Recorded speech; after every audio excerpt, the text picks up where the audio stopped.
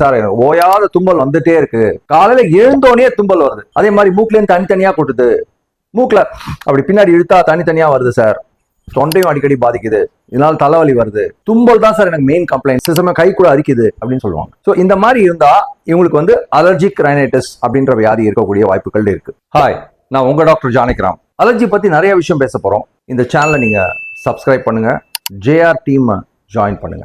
Allergy என்றால் என்ன, அது மூக்கு அஃபெக்ட் பண்ணா என்ன செய்யும், இதை பத்தி தான் இன்னைக்கு பேச போறோம். அலர்ஜி அப்படின்னா என்ன? இப்போ ஒரு பொருள் வந்து நம்ம சுவாசிக்கிறோம், சென்டா இருக்கலாம், இல்ல புழுதியா இருக்கலாம், சமையல் பொருளா இருக்கலாம். நம்ம சாப்பிட்ற சாப்பாட்டுல வந்து சில பொருட்கள், மீன், சீ ஃபுட் இந்த மாதிரி இருந்தா அப்போ பயங்கரமா அலர்ஜி வரும். எனக்கு வந்து மஷ்ரூம் பயங்கர அலர்ஜி. இந்த அலர்ஜி வந்து என்ன ப்ராப்ளம் வரும் அப்படின்னா, ஹிஸ்டமின் அப்படின்ற ஒரு சுரப்பி வந்து சுரக்கும். அதுதான் இதெல்லாம் வந்து பாதிக்குது. அது வந்து மூக்கை பாதிக்கும், சில சமயம் தோலை பாதிக்கும், நிறைய பார்ட்ஸை பாதிக்கலாம், சில சமயம் உயிருக்கே ஆபத்தா கூட முடியலாம். குரல் நானை பாதிச்சா குரல் நான் வீங்கி போய் உயிரை கூட பாதிக்கலாம். இப்போ அலர்ஜியால பாதிக்கப்பட்ட நபர்களுக்கு எப்படி வருவாங்க? தும்பல் அடிக்கடி வரும், மூக்கு அடைப்பு இருக்கும், மூக்குல இருந்து தண்ணி ஒழுகும், காலையில எழுந்தோன்னு தும்பல் ஜாஸ்தி வரும், தண்ணி தொட்டா ரொம்ப தும்பல் வருது சார் அப்படிம்பாங்க. இந்த மாதிரி பிரச்சனை இருந்தா நாங்க என்ன செய்வோம்? யூஸ்வலா வந்து இஎன்டி டாக்டர்ஸ் என்ன செய்வாங்க அப்படின்னா, இதுக்கு வந்து மருந்து மாத்திரைகள் கொடுப்பாங்க. என்னன்னா யூஸ்வலா ஆன்டிஹிஸ்டமின்ஸ் அப்படின்னு இருக்கு. ஹிஸ்டமின் செக்ரேட் ஆனதுனால தான் வந்து இந்த தும்பல் வருது. ஸோ இதை வந்து பிளாக் பண்ணணும், இந்த ஹிஸ்டமினை பிளாக் பண்ணணும். அதுக்கு ஆன்டிஹிஸ்டமின் மாத்திரை கொடுப்பாங்க. நீங்களே கேள்விப்பட்டிருப்பீங்க, அவில், செட்ரிசின் இந்த மாதிரி மாத்திரைல வந்து தூக்கம் வரும், நிறைய தூக்கம் வரும். பட் இப்போ வந்து நிறைய லேட்டஸ்ட் ட்ரீட்மெண்ட் நிறைய வந்திருக்கு. பிலாஸ்டின் அப்படின்ற ஒரு புது மாலிக்யூல் வந்திருக்கு, அதுல தூக்கமும் கம்மியா வரும். இப்போ வந்து இதை தவிர என்ன செய்வோம் அப்படின்னா, ஒரு ஸ்டீராய்ட் ஸ்ப்ரே மாதிரி கொடுப்போம். மூக்கில் வந்து ஸ்டீராய்ட் ஸ்ப்ரே கொடுப்போம். அது கொடுத்தா நல்லா வந்து சப்ரஸ் பண்ணிடும். அலர்ஜியை வந்து எதிர்க்கிறது ஸ்டீராய்ட். பட் இதை மாத்திரையா கொடுக்கும்போது உங்களுக்கே தெரியும், ஸ்டீராய்ட்னால சைடு எஃபெக்ட்ஸ் வரலாம்.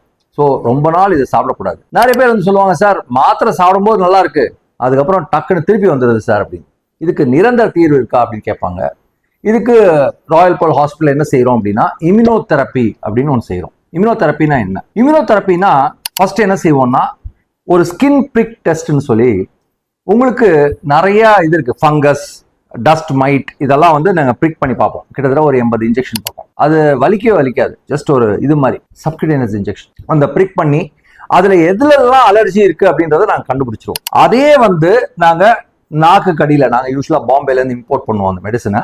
நாக்கு கடியில ஒரு 6 மாசம் ஃப்ளூயிட் மாதிரி நான் டெய்லி காலையில வச்சுக்கோங்க அப்படின்னு சொன்னா, ஒரு 6 மாசத்துல இருந்து 1 வருஷத்துல சுத்தமா அலர்ஜியே போயிடும். அதுக்கப்புறம் நீங்க சாப்பிடலாம், அந்த ஃபிஷ்ஷோ இல்ல இதெல்லாமா சாப்பிடலாம். ஸோ இதுக்கு பேர் இம்யூனோதெரப்பி.